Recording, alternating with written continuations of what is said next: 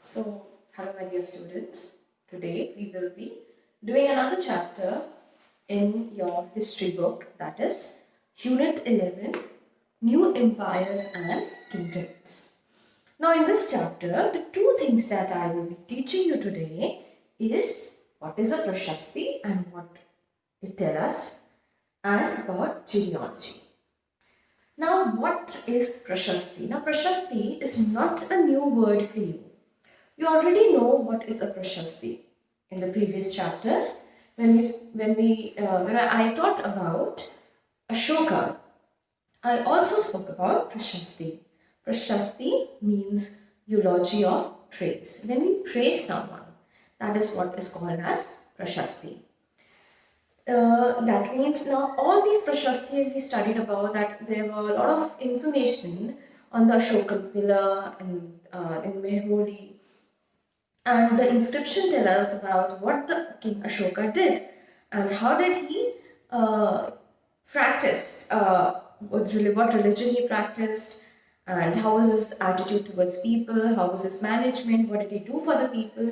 All these things we found inscribed on the Ashokan pillar. And that is what, when we praise somebody, when we talk about that particular person, is known as Prashasti. Now in this chapter, we will be knowing about, as we said in the first part of the chapter, we are learning about Prashasti and what it tells us. It tells us about the king, about his kingdom, about how he carried his work, how was his economic extent in the kingdom, how was his, about his war, about his conquest, about everything. Basically, it tells about how big a king was.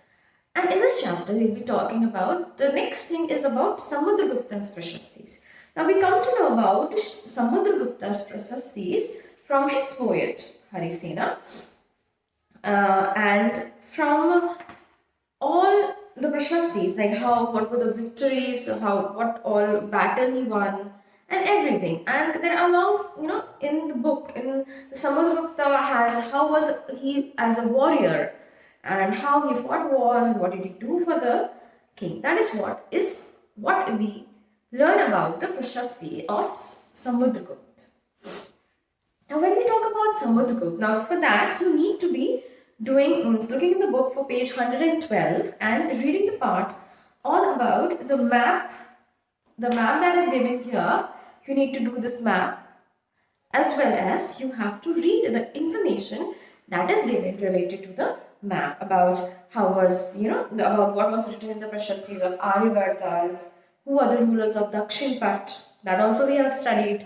Then how are the inner circle, the invasions, about the other outlining areas about the kings and about how the Prashastis were done. The next thing we study about is genealogies or genealogy. Genealogy, that means it, in a very easy word, if I tell you, it's the lineage or the family tree.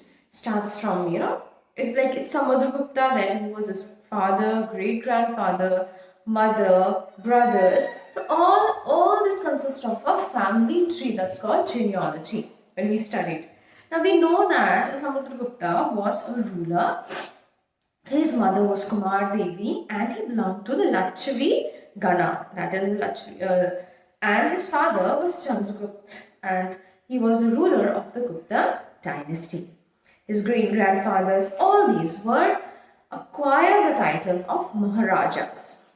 Whereas, when we talk about the other rulers, even if we talk about Samudragupta, at that time they were called as Maharaj Dhiraj. That means they were considered to be equivalent to God, or they were the representative of God on earth. That's why they had such a lot of control over the empire.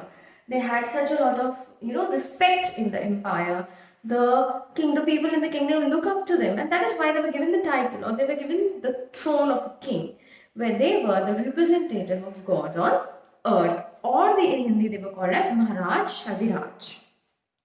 Now Samudragupta turns figures in genealogy, the list of ancestors and the rulers of his dynasty, such as his son Chandragupta II, we all know about. And how we come to know all about this? From the script, from the inscriptions, From all these information, we come to know about how he was, how his people was, and what was his genealogy. Now, the next video I will be sending you about is Harshvardhan and his Harsha and the different dynasties that we will be talking about, the Pallava, Chalukyas and Pulkeshin's Prashastis. So I hope you have understood this part of the video. Thank you.